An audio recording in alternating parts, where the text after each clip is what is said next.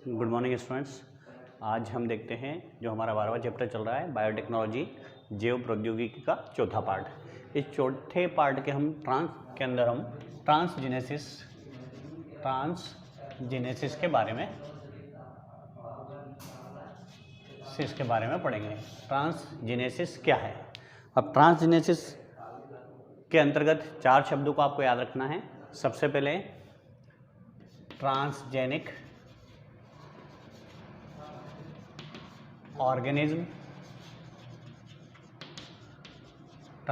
Organism, दूसरा transgenics. ठीक है, पहला शब्द ट्रांसजेनेसिस, दूसरा ट्रांसजेनिक ऑर्गेनिज्म, तीसरा ट्रांसजेनिक्स और चौथा ट्रांसजेनिक जीन। इन शब्दों को आपको याद रखना है। इन चारों शब्दों को अगर समझ में आ जाएंगे तो ट्रांसजेनेसिस की प्रक्रिया आपको आसानी से समझ में आ जाएगी। तो ट्रांसजेनेसिस क्या है? वह प्रक्रिया जिसमें किसी ए जीव के अंदर किसी बी जीव के जीन्स को प्रतिस्थापित या रोपित किया जाता है। किसी एक जीव के अंदर किसी दूसरे जीव के आनुवंशिक पदार्थ मतलब जीन का प्रतिस्थापन किया जाता है। उस जीन को तो बोलते हैं ट्रांसजेनिक जीन। ठीक है, और इस जीन के द्वारा जो नया जीव बनता है उस नए जीव को बोलते हैं ट्रांसजेनिक ऑर्गेनिज्म या आनुवंशिक रूप से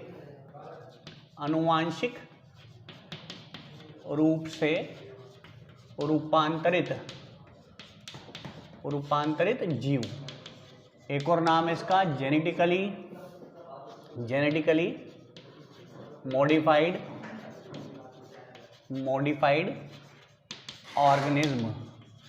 ऑर्गेनिज्म GMO।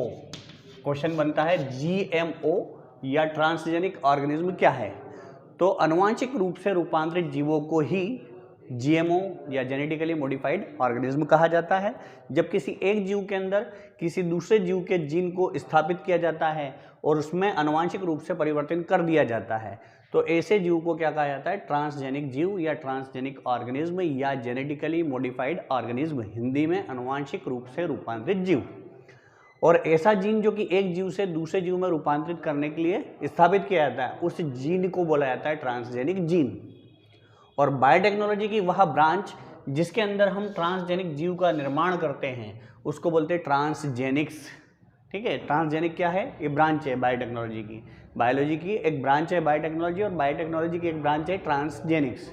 और इस ट्रांसजेनिक ऑर्गेनिज्म के निर्माण की संपूर्ण प्रक्रिया को कहा जाता है ट्रांसजेनेसिस।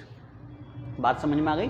ट्रांसजेनिक जीन याद रखना है, ऐसे जीन जो दूसरे जीव के अंदर स्थापित किए जाने वाले हैं उन जीनों को बोलते हैं ट्रांसजेनिक जीन। ठीक है, जिन जीवों के अंदर स्थापित किया जाता है उन जीवों को बोलते हैं ट्रांसजेनिक जीव या ट्रांसजेनिक ऑर्गेनिज्म। और जीव विज्ञान की वह शाखा, बायोटेक्नोलॉजी की वह शाखा जिसमें हम ट्रांसजेनिक जीव का निर्माण करते हैं, आनुवंशिक रूप से रूपांतरित जीव का निर्माण करते हैं, उस शाखा को बोलते हैं ट्रांसजेनिक्स। और इस संपूर्ण प्रक्रिया को ट्रांसजेनेसिस कहा जाता है। मुझे लगता है इसमें कोई दिक्कत नहीं होगी। ट्रांसजेनेसिस क्या है? अब हम देखते हैं ये ट्रांसजेनिक ऑर्गेनिज्म या जेनेटिकली मॉडिफाइड ऑर्गेनिज्म में तीनों प्रकार के ऑर्गेनिज्म हो सकते हैं। GMC भी हो सकता है, GMF भी हो सकता है। ठीक है, अब GMC क्या है? Genetically modified crop. और GMF क्या है? Genetically modified food. ये दोनों किसके अंतर्गत आ रहे हैं? GMO के अंतर्गत। एक और है GMA, जेनेटिकली मॉडिफाइड एनिमल।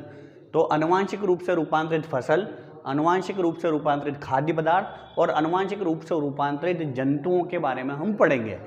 इन सबको एक साथ क्या बोल सकते हैं? GMO, जेनेटिकली मॉडिफाइड ऑर्गेनिज्म मतलब जीव। उस जीव में एक क्रॉप भी आ जाएगी, फूड भी आ जाएगा और एनिमल भी आ जाएगा। तो सबसे पहले हम देखते हैं GMC, आनुवंशिक रूप से रूपांतरित फसल। आनुवंशिक रूप से रूपांतरित फसल।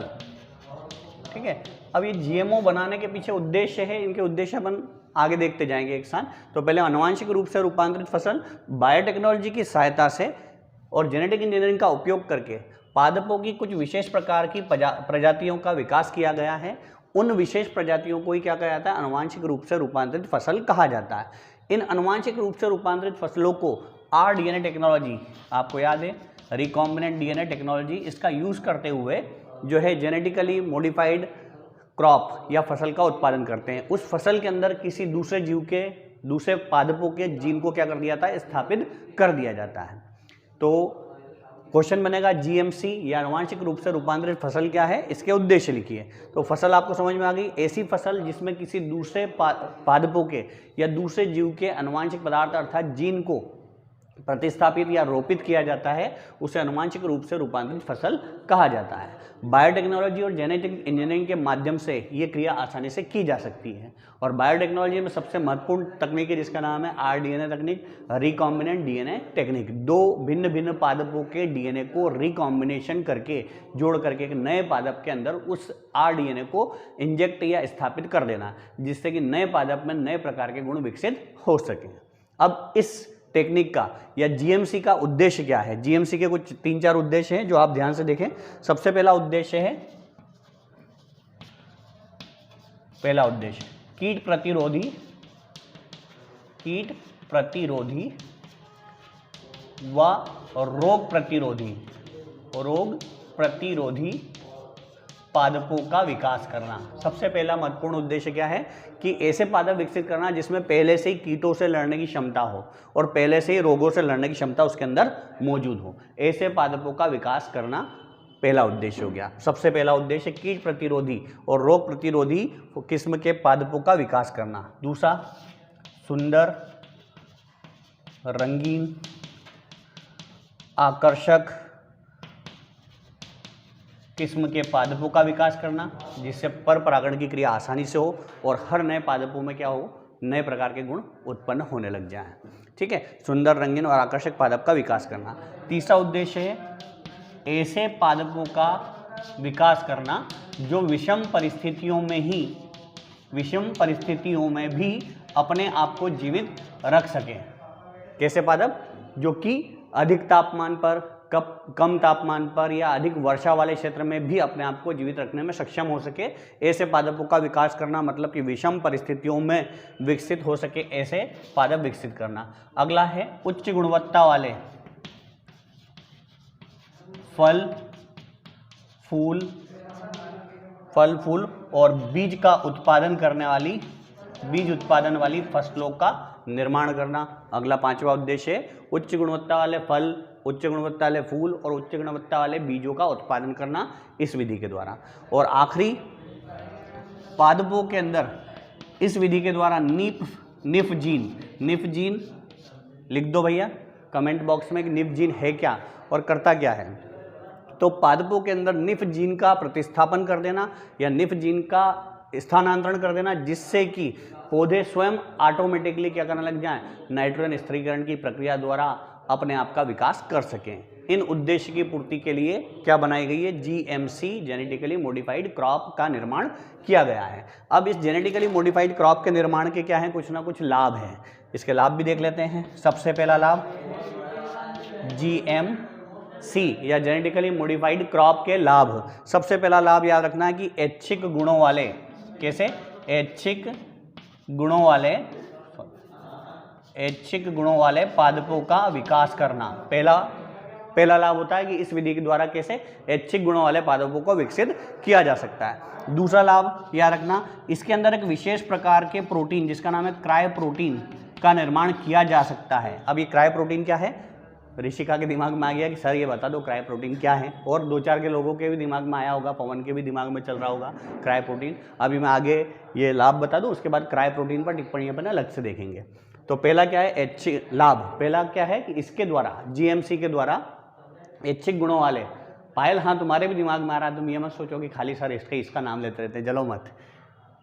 पहला लाभ, ऐच्छिक गुणों वाले पादपों का विकास हो जाता है इस विधि के द्वारा। कौन सी? जीएमसी के द्वारा। दूसरा है पौधों के अंदर विशेष प्रकार का प्रोटीन जिसको क्या बोलते हैं, क्राय प्रोटीन का निर्माण हो जाता है, जिससे कि उसमें रोगों से लड़ने की क्षमता आ जाती है। अभी अपन डिटेल में पढ़ेंगे क्राय प्रोटीन क्या है। इसके बाद में जो टॉपिक पढ़ाऊंगा जीएमएफ, उसके बाद क्राय प्रोटीन बताऊंगा। तीसरा जो है इसका लाभ है, पहला तो हो गया अपना ऐच्छिक गुणों वाले पादप का विकास किया जा सकता है, दूसरा क्राय प्रोटीन का विकास किया जा सकता है, तीसरा पूर्व से उपस्थित जीन,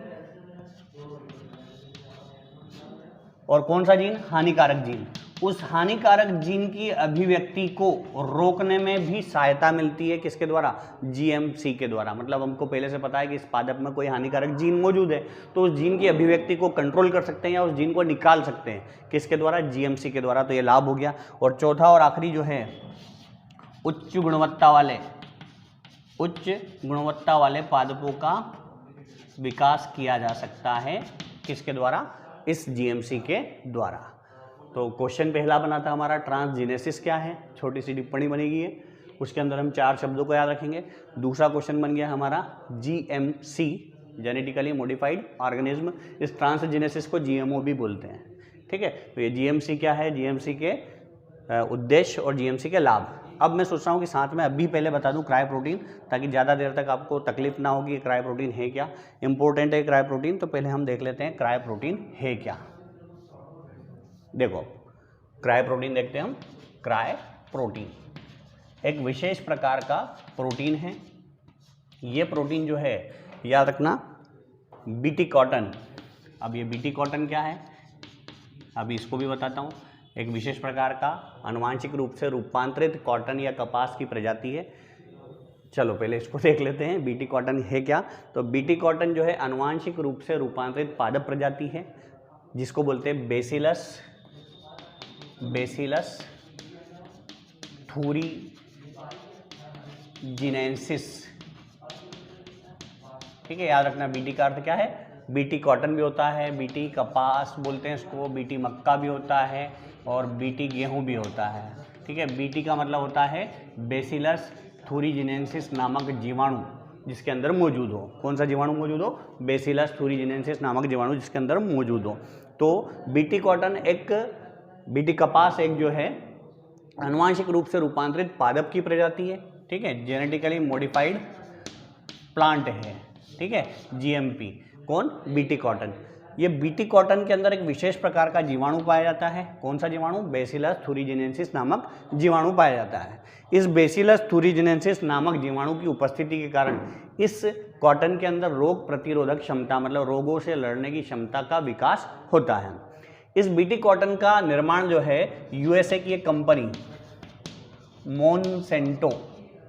मोनसेंटो नामक कंपनी ने इस बीटी कॉटन की प्रजाति का विकास करा और इसके अंदर एक विशेष प्रकार के जीवाणु, कौन सा जीवाणु? बेसिलस थूरीजिनेंसिस नामक जीवाणु के जीन को इसके अंदर स्थापित कर दिया।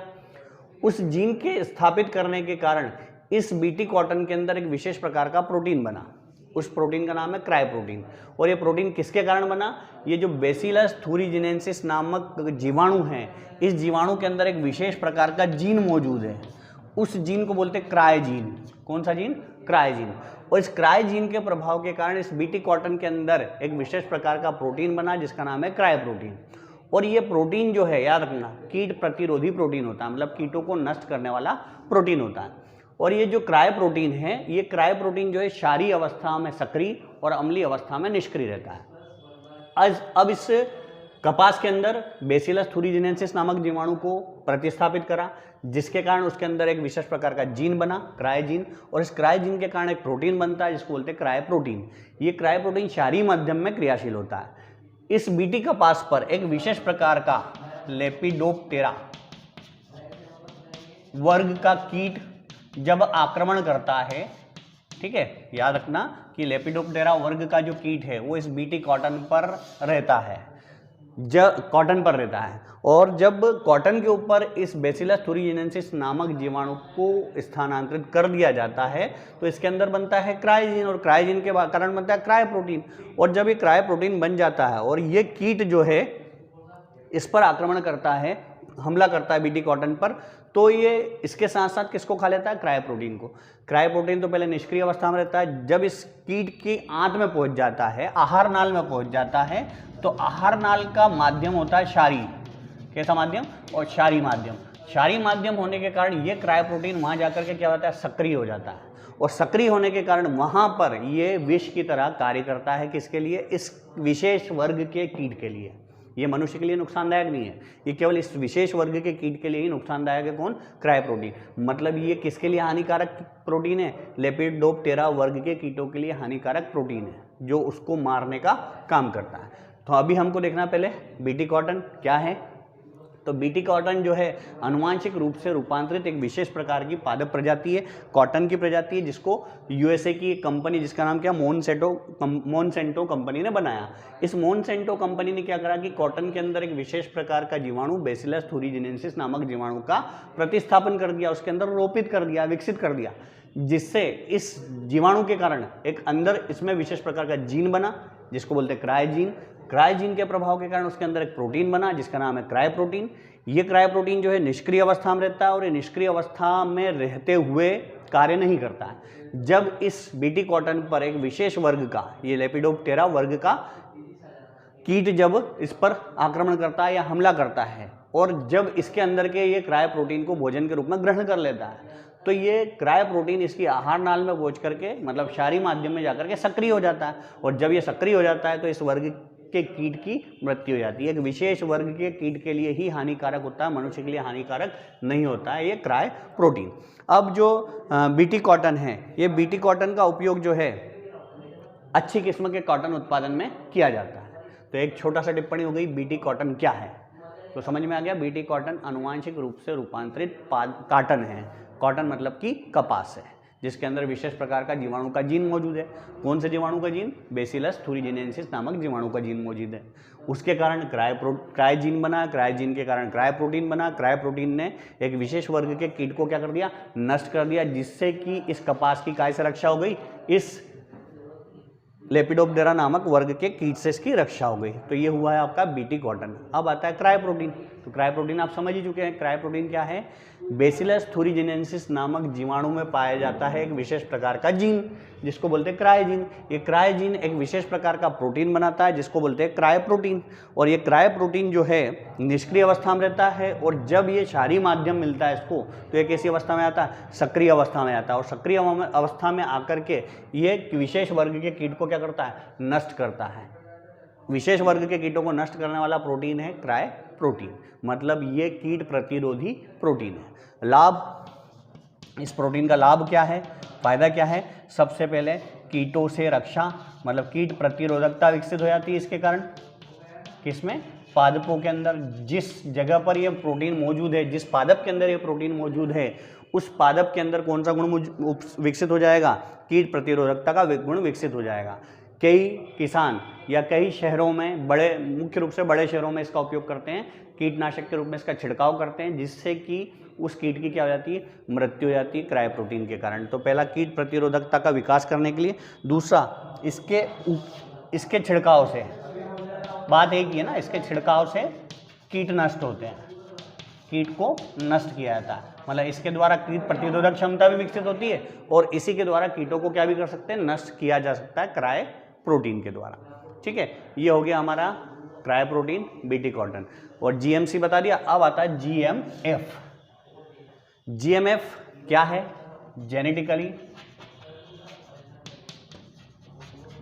मॉडिफाइड ऑर्गेनिज्म की जगह यहाँ पर आपको याद रखना फूड। जेनेटिकली मॉडिफाइड फूड मतलब आनुवांशिक रूप से रूपांतरित खाद्य पदार्थ। ऐसा फूड जो कि जीएमसी के द्वारा निर्मित किया जाता है, मतलब जेनेटिकली मॉडिफाइड क्रॉप के द्वारा उत्पादित किए जाने वाले फूड को जेनेटिकली मॉडिफाइड फूड कहा जाता है।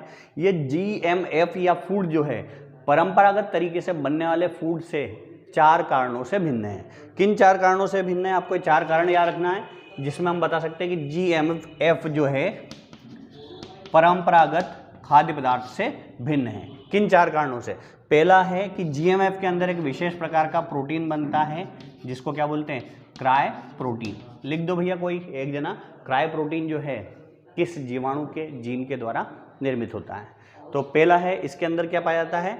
जीएमएफ के अंदर विशेष प्रकार का प्रोटीन पाया जाता है क्राय प्रोटीन, जबकि परंपरागत या सामान्य रूप से उगाई जाने वाली फसलों में क्राय प्रोटीन का अभाव होता है। पहली चीज, पहला लाभ, पहला अंतर। ठीक है, दूसरा अंतर याद रखना कि जो जीएमएफ है इसमें रोग प्रतिरोधी क्षमता पाई जाती है, रोगों से लड़ने की क्षमता पाई जाती है। किसके अंदर? जीएमएफ के अंदर। जेनेटिकली मॉडिफाइड फूड के अंदर पहले से ही क्या विकसित कर दी जाती है, रोगों से लड़ने की क्षमता का विकास कर दिया जाता है। तीसरा जो है इसका याद रखना कि विशेष प्रकार का वैक्सीन का उत्पादन किया जा सकता है। मुख्य रूप से इन दो फसलों का याद रखना, एक तो केला और सब्जी।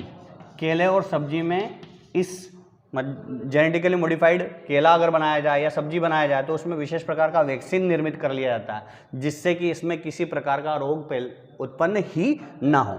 और चौथा और आखिरी, विशेष प्रकार का एंजाइम का उत्पादन भी किया जा सकता है, ठीक है। और वो एंजाइम जो उत्पादन होता है आरडीएनए टेक्नोलॉजी द्वारा होता है, आरडीएनए तकनीक के द्वारा, जिसके कारण जो है इसमें एंजाइम की उपस्थिति के कारण जो है विशेष प्रकार की क्रियाएं होती रहती हैं।